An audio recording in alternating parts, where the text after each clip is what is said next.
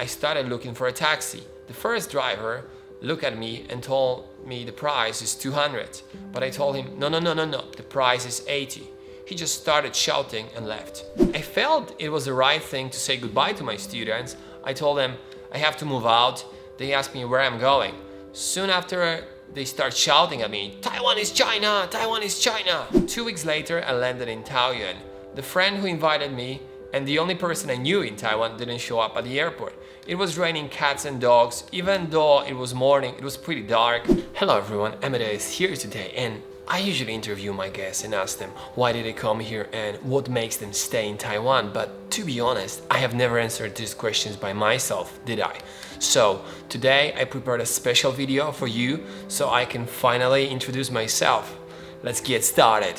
Since I was a teenager, I could see things made in Taiwan, mostly after disassembling computers or other electronic gadgets. Also, I used to spend a lot of time riding mountain bikes with components, obviously, made in Taiwan. When I was at a university, my friend asked me if I wanted to go traveling to Taiwan. It was 2011. Taiwanese Ministry of Tourism at that time wanted foreigners to plan a trip to Taiwan. I learned a lot about hot springs, tea plantations, temples and high mountains, but sadly we didn't win. When I was in high school, I always wanted to explore the world. The things are so different if you experience them first-handed rather than hearing from someone or, just seeing pictures or videos. As soon as I got enrolled at a university, I could apply for a scholarship and study abroad, so I did. I went to the furthest possible place, to Portugal. I felt like the world has so much more to offer, and if I stay in one place forever, I might end up being unhappy for the rest of my life and regret that. At that time, I was back in Poland writing my thesis and thinking about any place that has good weather, beaches, and also I wanted to chase my dream to be a photographer. And I started to be more and more interested in Asia, precisely Macau. Spoiler alert, I was so wrong about that. In the beginning of 2022, I decided to move to London for half a year so I could work, save money and buy plane tickets. I didn't know anyone there. I found one person who offered me a sofa to sleep on for 2 nights. All I had was savings to survive a month. Hence, I started looking for a job as soon as I got out from the plane. I printed my CVs and visited all the restaurants and pubs I could see. And after 3 days, I found a job.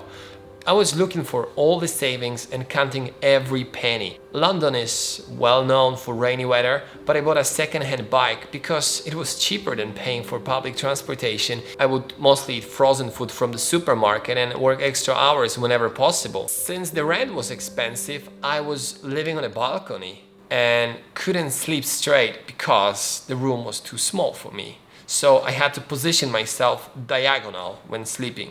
But I didn't mind. I had my dream. I bought tickets. In June, I got my diploma and I also received an email from an Italian university that they offered me a scholarship to do my master's there.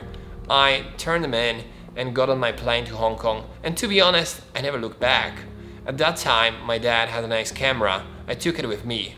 I only told him after. It was crazy. All the new smells, crowds of people, flavors, Cantonese language, skyscrapers, small alleys that looked like an action movie that my grandpa used to watch all the time, and I was there. I was so happy. After a few weeks, I got my first photography gig. I had a job interview online, got accepted, and a company invited me to work in Shenzhen. My Mandarin was non-existent at the time. I had to move to the mainland. I took a ferry from Macau to Shenzhen. I had an address written on a paper, and I knew the fare is 80 yuan. So I started looking for a taxi. The first driver looked at me and told me the price is 200, but I told him, no, the price is 80. He just started shouting and left. Then I walked to another driver. He said 150. I told him, no, it's 80. He shut the door and drove away. But I was patient. I handed the address to another guy and I told him, can you take me there for 80 yuan? The driver said okay. Fortunately enough, I arrived in the office and I officially started living in China. And my work and life was pretty easy. I could save like 90% of my salary. But I wasn't really happy. I wasn't doing photography for a living, and I didn't see any chances to follow my dream. Second, China wasn't really a fit for me. Even though I made lots of friends there, a few things could irritate me from time to time, like the never-ending hustling about prices. Foreigners pay more for taxis, restaurants. Doesn't matter how long you live there, a part of living in China is getting used to being ripped off almost on a daily basis. Seeing dog meat at the markets was difficult for me, and probably what bothered me the most, wealth disparities, lack of free thinking, and freedom of speech. I also felt bad because the generation of my parents fought communism in Europe, and I am living in a communist country now. I talked to my friend who actually had lived in China but moved to Taiwan. Well, just come to Taiwan, he said. You can find everything you can find in China, but everything's better. I remember the research I did before, the tea plantations, the temples, gorgeous mountains, the beaches, so I could see myself there. I felt it was the right thing to say goodbye to my students. I told them I have to move out. They asked me where I'm going. Soon after, they start shouting at me, "Taiwan is China! Taiwan is China!" 2 weeks later, I landed in Taoyuan. The friend who invited me and the only person I knew in Taiwan didn't show up at the airport.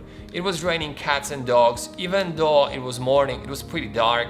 That was my first time in Taiwan, and I had to go to Kaohsiung alone. But I felt good. I felt safe. I felt like I'm in a very friendly place since everything was bilingual and people could speak English. There were many differences. First of all, I noticed people don't smoke indoors. In China, that would be normal, even in elevators, taxis, cinemas. During my first weeks of stay, I met lots of foreigners living in Taiwan for a long time, and quite a large group of them would run their own businesses. I realized I found a place I was looking for because I could do it myself.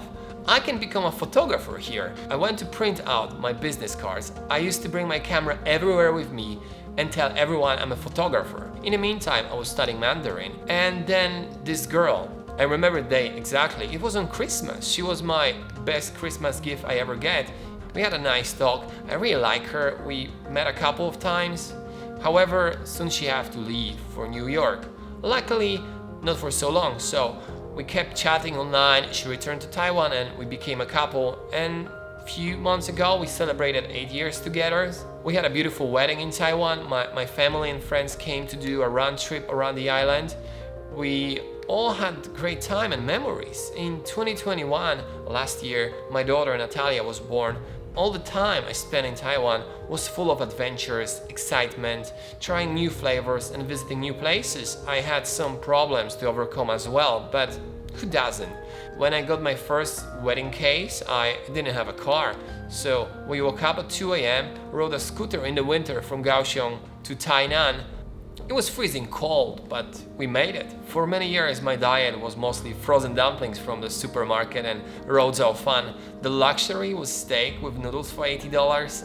My entertainment was riding a scooter to the mountains and sleeping in a tent. And if I have a job in Taipei, I would take an overnight bus to save money. But if you work hard, you have a goal in your life, you have your dreams, and you persist, you can achieve whatever you want. Now Taiwan is my home. Even though I wasn't born here, I'm very happy here. I have my family, my friends, and my work. It's all here, and I love it. Living in Taiwan is all about freedom and good taste. I don't know words I can use to express how thankful I am that I found a place where people are so kind and I could make my dream come true. I also realized that sometimes locals can really appreciate what they have. These are 2 reasons why I started my blog, to show my appreciation for the help I had received here and show the world that Taiwan is a wonderful country. Was coming to Taiwan a mistake? You know, the moment when I arrived first in Taiwan, I was 23 years old. I had lived in 6 countries before, and the list was growing. I planned to stay in Taiwan for a while and move somewhere else, but then I came here. I realized I found a perfect place for me.